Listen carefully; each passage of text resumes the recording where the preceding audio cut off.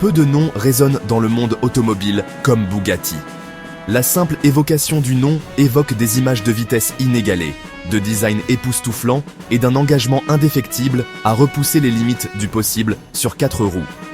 Fondée en 1909 par Ettore Bugatti, l'entreprise s'est rapidement imposée comme une force incontournable dans l'industrie automobile naissante. Ettore, un visionnaire passionné d'art et d'ingénierie, a insufflé à ses créations un mélange unique d'élégance et de performance qui les distinguait de toutes les autres. Dès le début, les voitures Bugatti étaient synonymes de succès en sport automobile. La Type 35, introduite en 1924, est devenue l'une des voitures de course les plus dominantes de tous les temps, remportant plus de 1000 victoires au cours de son illustre carrière. Sa conception légère, son ingénierie avancée et son puissant moteur la rendaient pratiquement imbattable sur les circuits d'Europe.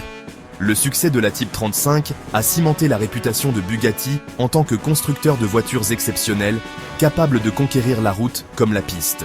Cependant, le chemin vers la grandeur automobile est rarement sans heurts. La famille Bugatti a été confrontée à une série de tragédies, dont la mort du fils d'Ettore, Jean, lors d'un essai routier en 1939. La Seconde Guerre mondiale a encore plus paralysé l'entreprise et dans les années 50, Bugatti a cessé sa production, son héritage semblant confiné au livre d'histoire. Mais l'esprit de Bugatti, tout comme le rugissement des moteurs de ses voitures, a refusé d'être réduit au silence. La fin du XXe siècle a vu une résurgence de l'intérêt pour les voitures classiques et avec elle, une appréciation renouvelée pour l'art et la prouesse technique de Bugatti. En 1998, le groupe Volkswagen a acquis la marque Bugatti, insufflant une nouvelle vie à la marque en sommeil. Avec la vision de faire revivre l'héritage de Bugatti pour le XXIe siècle, Volkswagen s'est lancé dans un projet ambitieux pour créer une voiture qui redéfinirait une fois de plus les limites de la performance automobile. Ettore Bugatti, le fondateur de la marque légendaire, n'était pas seulement un ingénieur. C'était un artiste qui voyait les voitures comme sa toile. Né en Italie dans une famille d'artistes, les créations d'Ettore étaient imprégnées d'un mélange unique de style italien et d'élégance française. Il croyait qu'une voiture devait être plus qu'un simple moyen de transport. Elle devait être une œuvre d'art qui captive les sens. Cette philosophie était évidente dans tous les aspects des créations de Bugatti, des lignes fluides de leur carrosserie à l'attention méticuleuse portée aux détails de leurs intérieurs. La calandre emblématique en forme de fer à cheval, un élément de design devenu synonyme de la marque Bugatti, témoigne de la vision artistique d'Ettore. Elle ajoutait non seulement un attrait esthétique distinctif, mais servait également un objectif fonctionnel, en fournissant un flux d'air optimal au puissant moteur qui se trouvait en dessous. La Type 35, la création la plus célèbre de Bugatti, incarnait parfaitement cette fusion de l'art et de l'ingénierie. Sa carrosserie élégante et aérodynamique, fabriquée à partir de matériaux légers, était non seulement visuellement époustouflante, mais aussi très fonctionnelle, permettant à la voiture de fendre l'air avec une résistance minimale. Le succès de la Type 35 sur les circuits témoignait de l'efficacité de la philosophie de conception d'Ettore, prouvant que la beauté et la performance pouvaient coexister en parfaite harmonie.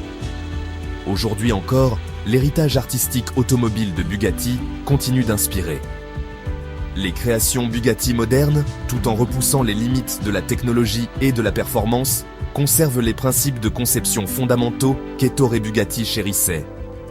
Les lignes fluides, l'attention méticuleuse aux détails et la recherche constante de la perfection automobile témoignent de l'héritage durable de Bugatti. L'année 2005 a marqué le retour d'une légende.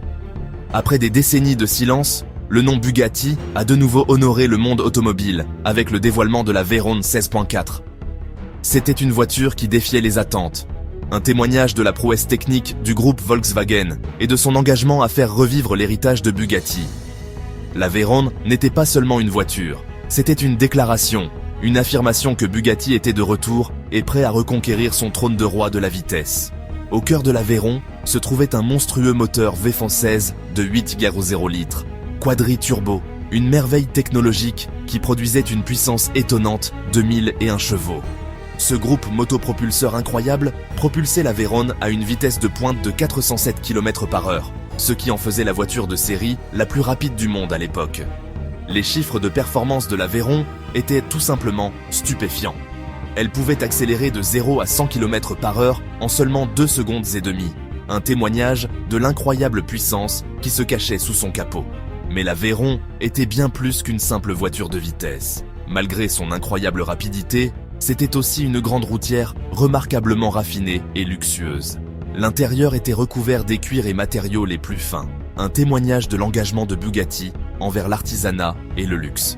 La Veyron était une voiture qui pouvait traverser les continents sans effort, avec confort et style, tout en déchaînant toute sa fureur sur un circuit lorsque cela était nécessaire.